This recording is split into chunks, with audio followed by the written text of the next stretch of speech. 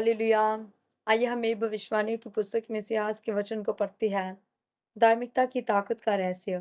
अय्यूब 29 की 14 में लिखा है, मैं धर्म को पहने रहा और वह मुझे ढाके रहा।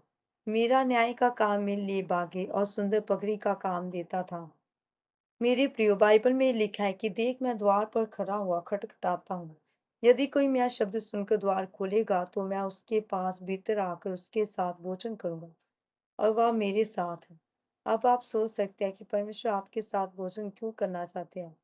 जब हम मत्ती 22 अध्याय में पढ़ते हैं, उसमें ये लिखा है, एक राजा था जिसने अपने पुत्र के विवाह में निमंत्रित लोगों को विवाह के भोज में बुलाया, परंतु उन्होंने आना ना चाहा। तब उसने अपने दासों को कहा, विवाह का भोज तो तैयार है, परंतु निमंत्रित लोग नहीं आए। इसलिए सड़कों में जाओ और तुम्हें जितने लोग मिले सबको भोज में बुला लाओ। तब उन दासों ने सड़कों पर जाकर क्या बूढ़े क्या भले जितने मिले सबको ले आए और विवाह का घर उनसे बढ़ गया। तब उस विवाह में एक व्यक्ति खाना खा रहा था। राजा ने उसे देखकर कहा, तूने विवाह का वस्त्र क्यों नहीं पहना?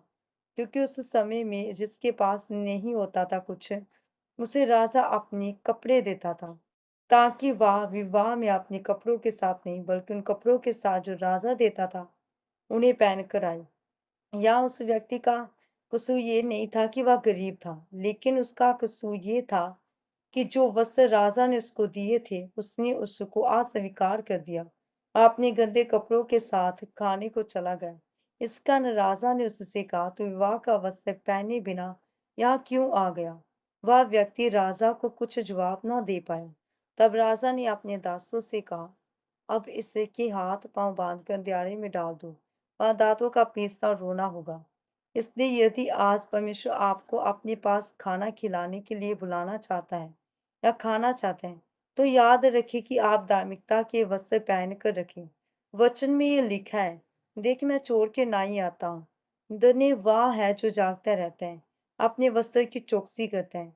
आज धन्य वह लोग हैं जो सुखी है, जो अशिक्षित है, जो अपने वस्त्रों की चौकसी करते हैं। ये वो वस्त्र नहीं है जो आपने पहने हैं, ये वो वस्त्र है जो धार्मिकता की है और जो परमेश्वर की वसा पर चलने से मिलते हैं। धार्मिकता का अर्थ है परमेश्वर के साथ हर एक परिस्थिति में खड़े रहना और साथ साथ चलना है। इसलिए आपको भी धार्मिकता में बने रहना है, ताकि परमेश्वर आपके साथ भोजन कर सके और आशीषित कर सके। आमीन।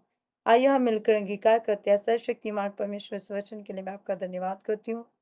परमेश्वर, मैं अंगीकार करती हूँ कि मैं अपनी धार्मिकता के वस्त्रों को कभी भी अशुद्ध नहीं होने दूंगी, ताकि मैं आपके साथ भोजन कर सकूं। आप मुझ पर अनुग्रह कीजिए। प्रभु यीशु मसीह के सामर्थी नाम में, आमीन।